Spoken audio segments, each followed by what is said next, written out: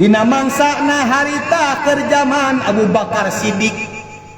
Kerjaman Abu Bakar Siddiq harita aya jalma anu maot. Aya jalma anu maot. Nya tuh diurus mayitna teh. Beres tah diibatan. Di kain kapanan, disolatan eta mayit gegerbegan. Gegerbegan di jerona ruas mah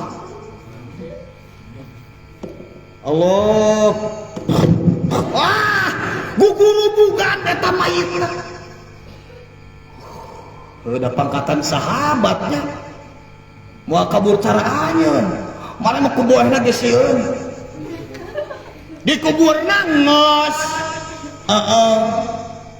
tinggal di kumaha di alam kuburan Allah dae tapeuting ngesieun keneh ngaliwat ka hareupeun imahna pada geus maot jelema ku boehna da sieun keneh ku boeh eta teh sieun ku boeh sieun ku kamper sieun ih kamper naon cenah ge ku samak paragi nuruban pasaran sieun ku samping paragi nuruban pasaran sieun padahal cek Nabi ya anjeun sunat hukumna boga kain kapan diteuleun di imah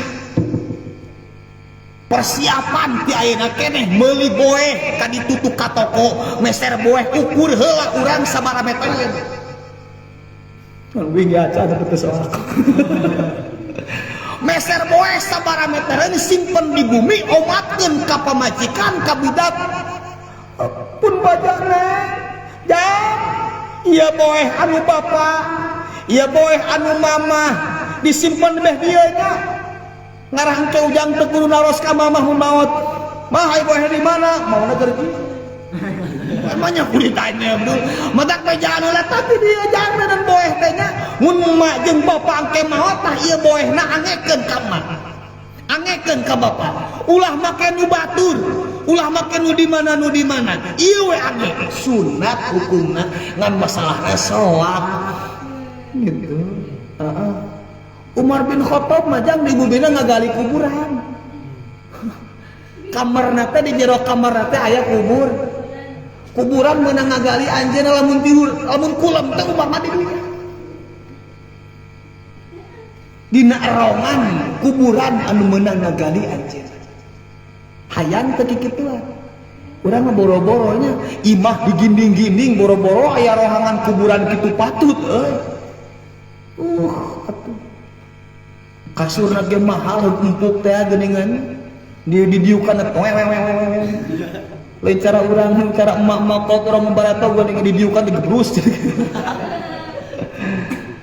maot guru bukan langsung pas dibuka lagu guru bugan teh eta tali boehna dibukaan tali boehna teh dibukaan buka cenah ge pas dibuka kitu teh calengceng teh aya orai badak naon cenah aya orai badak bari hideung kaget para sahabat ini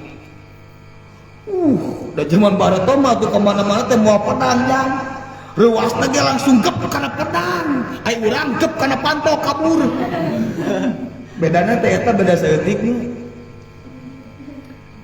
eta orai nyeleungceung kitu teh keur nyocrokan kana polona we jeung keur ngadaharan kana dagingna dicocrokan huluna ku eta orai eta para sahabat kaget langsung nyokal ekna teh keluarkeun pedang geus kieu eta ngaliuk orai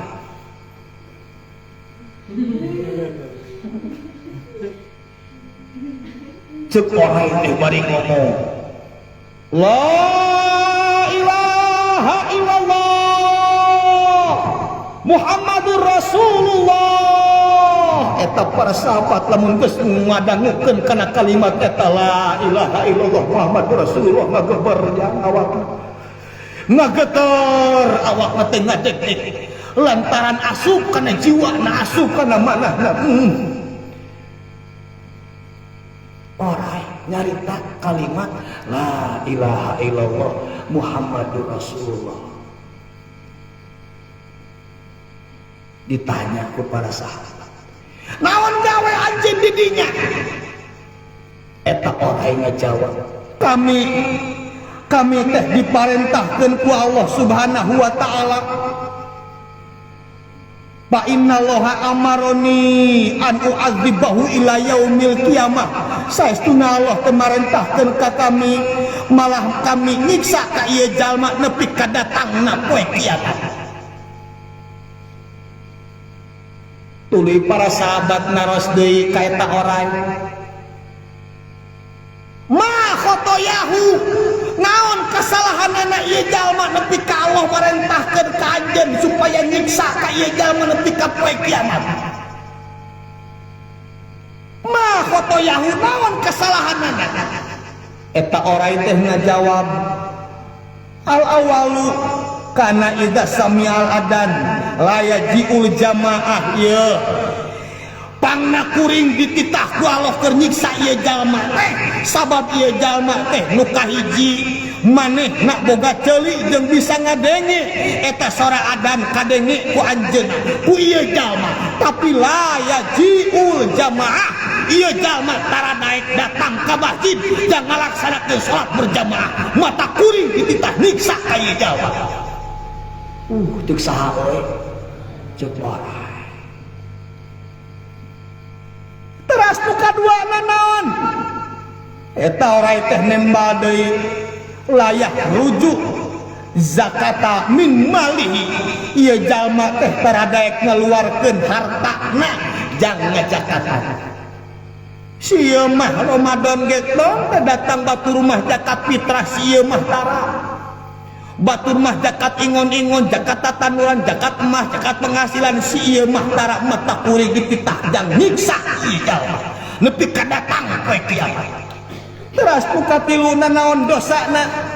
Nu katiluna teh nyaeta la yasma'ul qaulal ulama. Ieu jalma boga ceuli, boga panon, boga suku indit ka majlis taklim tapi tara daek ngadengekeun pepatah-pepatah pituah-pituah ti para ulama, mumul milu pengajian, mumul milu pangurukan, teu hayang di pepatahan, teu hayang narima kana nasihat-nasihat mata kuring ku Allah sabab tilu perkara ieu diperintahkeun nyiksa ka ieu jalma nepi ka datang poe kiamat.